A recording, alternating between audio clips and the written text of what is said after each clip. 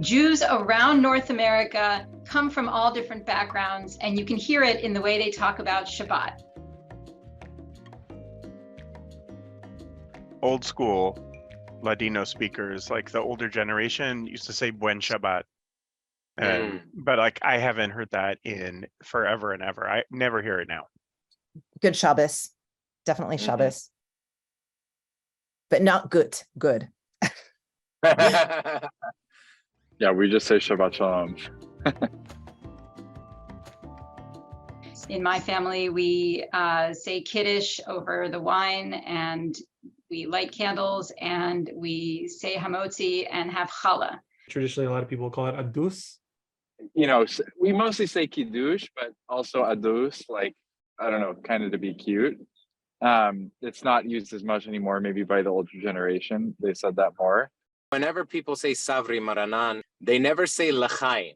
So it's like Savri Maranan, Savri Chaim, like a poem. Berachaya Yain, which means blessing of wine. Like that's all Hebrew words put onto Farsi grammar. Berachaya Yain.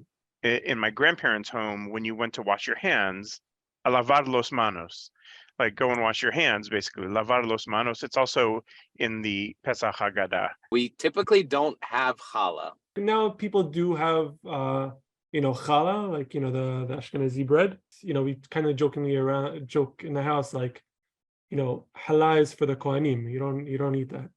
And we call it kiddush and hamotzi, but it will be actually on a pita.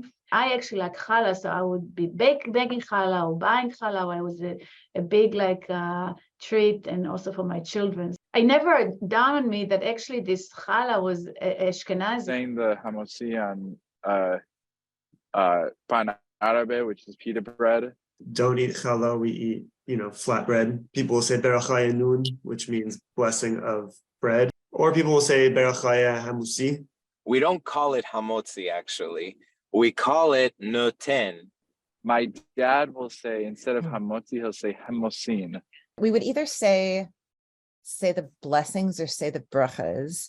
This is all kind of, it gets mixed up because I'm married to an Israeli American of like mixed Iraqi Ashkenazi descent. And so everything's kind of confused. They would never pronounce the he. It would be amotzi or amosi. Same with Birkat Amazon. My brother on a Friday night said something about making hamotzi, and my grandfather not having it. So I can remember, we say amosi. That was it. In my family, we say we're going to shul. What does your family say? My family would say knis. If you go to Mexico, my family there, they'll still say knis. Kal, not kahal, kal. Sla, like to pray, yeah. For tefillah, they would say sali. Now, in my family, we tend to say shul, but growing up, my parents said temple. People speaking English will say like, oh, are you going to Kenisa this week? Which is related to knis. It's Kenisa. In the Aramaic languages of Kurdistan, they say knishta. Knesel, just in our pronunciation, the E's become eh. We'll use the Yiddish word shul, just like, because that's America. Like, I think everyone in America uses that word now. There's no shul. It's kal. There and my kids know, like, We don't have chulent. We don't have hamin. We call it oriza.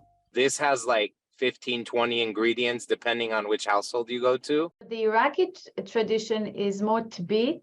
We do say hamin and not chulent. I would definitely say chulent, and with my husband, we'll sometimes have tbit as well. Something called tochel mor shabbati, which is Shabbat eggs, and it's a lot more similar to the sabich, actually. Sabich, which now everybody talks, oh, the sandwich in Israel, that was the sabich, the eggplant, the brown egg. My grandmother told me something about something called trasnoche, which they used to call hamin in Turkey, but we never ate it. Every Shabbat, like, that's what you have, kibbeh hamad. Yeah. Was that for Friday night? Friday night, kibbeh hamad. And they called it desayuno. Orekas. Yemenites becomes very popular, the malawach and jachnun, or jachnun zohar, yes. Shabbat shalom. Shabbat shalom. Shabbat shalom. Shabbat shalom. Good Shabbos. Shabbat shalom. Shabbat shalom.